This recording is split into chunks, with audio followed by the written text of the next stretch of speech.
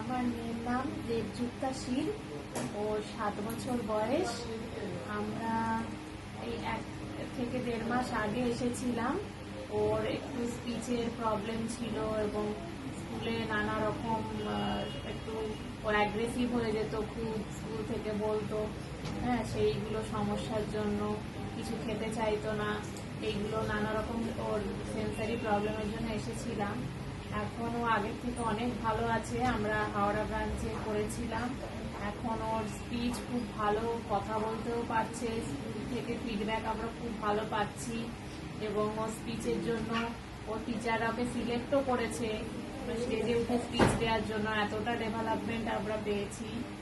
আর ওর ওটি করেও খুব ভালো ইমপ্রুভমেন্ট হয়েছে আগের থেকে, মানে কথাবার্তা শোনা, হ্যাঁ, বলতে পারা, তারপরে খাওয়া দাওয়া তো অনেকটা আমরা আগের থেকে অনেকটা ডেভেলপমেন্ট, মানে আগের থেকে খুব ভালোই দেখতে পেয়েছি। Thank you.